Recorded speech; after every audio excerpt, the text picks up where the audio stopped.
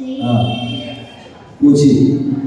मंदिर जी में काले कपड़े क्यों नहीं पहनना चाहिए? बहुत सुंदर। ध्यान रखिए,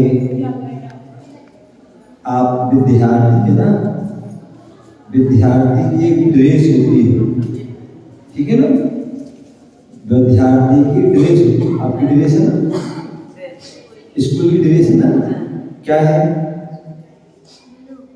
ब्लू। क्या ब्लू? क्या बोलो, ब्लू क्या?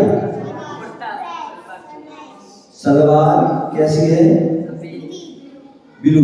और सूट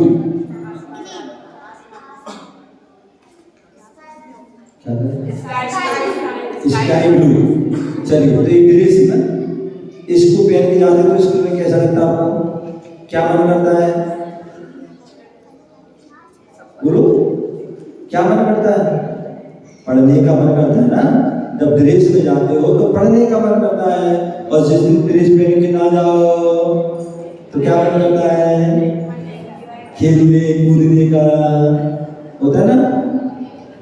ये ड्रेस का प्रभाव। उसी प्रकार यदि कोई पुलिस वाला यदि ड्रेस में रहेगा तो उसके अंदर रौब आता है, सामने वाला भी देख के अरे भैया पुलिस वाले साइड में आओ, तो डर हो।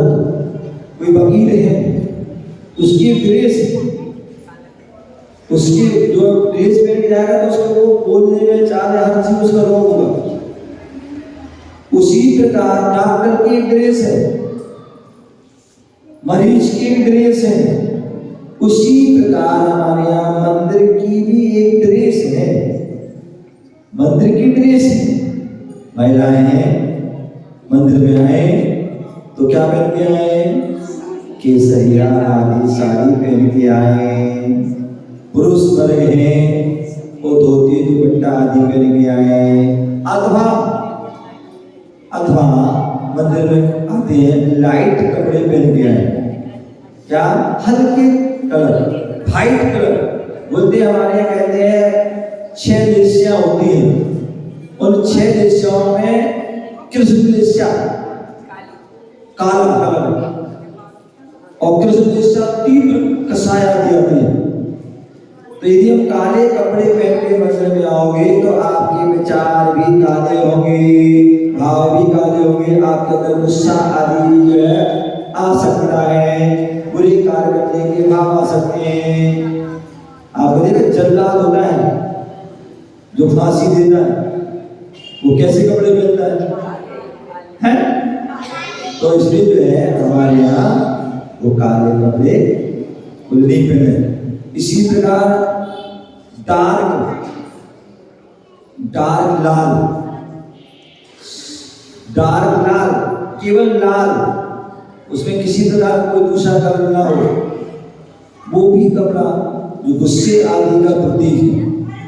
तो इसलिए जो है डार्क लाल आदि जो है वो हमारे लिए नहीं पहने। हमारे यहाँ येलो है, पिंक आदि है, हल्का हल्का आदि कलर आदि जो है उनको हम पहन सकते हैं, मिक्स कलर पहन सकते हैं, लेकिन वो डार्क आदि उससे हमारे जो है क्या होता है, भावों पर असर करता है।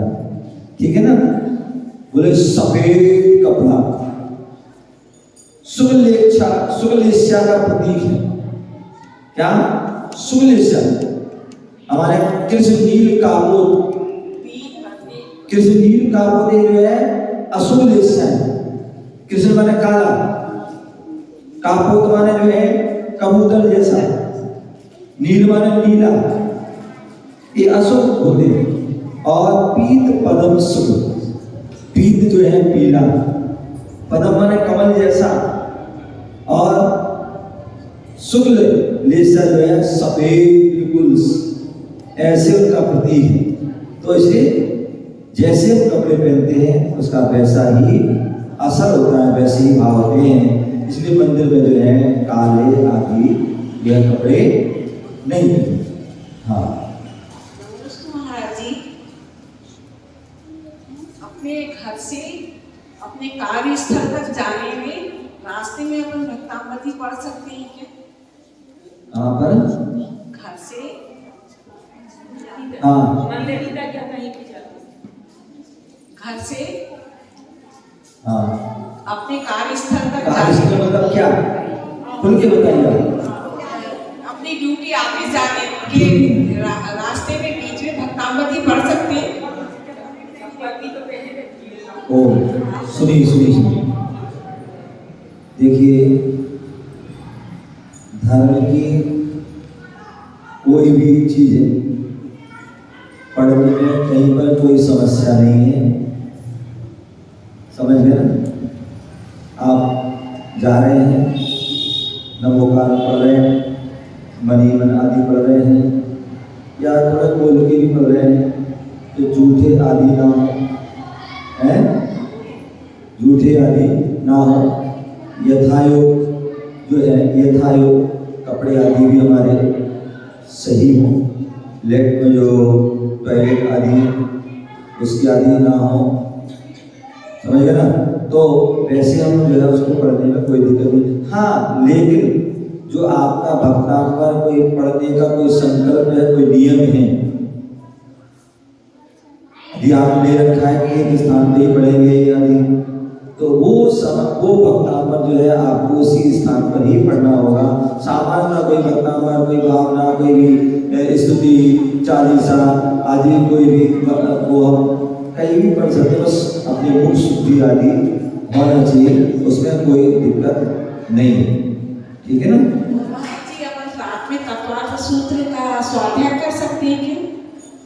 जानकी जो है हमारे यहाँ स्वाध्याय का जो है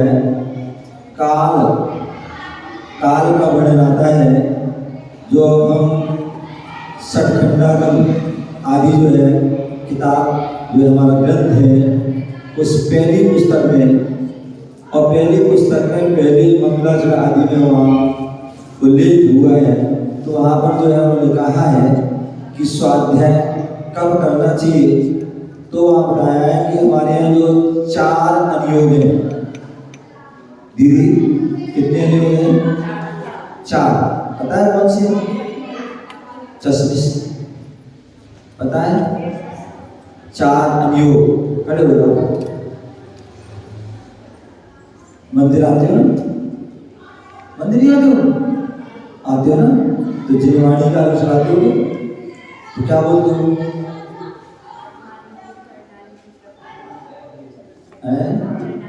जोर से बोलो। हाँ, जोर से बोलो। प्रथमानियोग, कर्णानियोग, द्रव्यानियोग, चरणानियोग। क्रम बदल दिया आपने, क्रम बदल दिया, क्रम सही करो। हाँ, प्रथमानियोग, द्रव्यानियोग। लेकिन क्या हमारी बात नहीं सुनो, ये गलत बताएंगे। हाँ, तुम अपनी बोलो, मैंने कहा क्रम सही करो। हाँ, अरे सही है, मतलब केवल एक लास्ट वाला चेंज करो उसको। प्रथमानियोग, द्रव्यानियोग।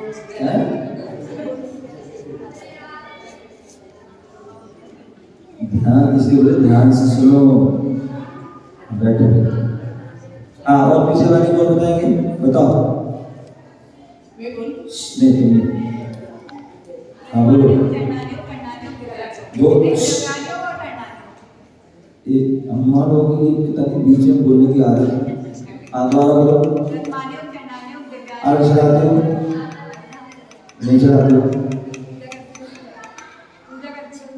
चलाते हो ना जिनवाणी का, तो क्या बोलते हो? नहीं, ये नहीं। जब जिनवाणी के सामने आगे चलाते हैं तो हमें क्या बोलना चाहिए? नहीं, वो तो गुरु के पास बोलना चाहिए। एक गड़बड़ कर रहे हो। हाँ, और बैठे, और बताएंगे आप लोग में? हाँ, और कोई बताएंगे? और कोई बताएंगे आप लोग में?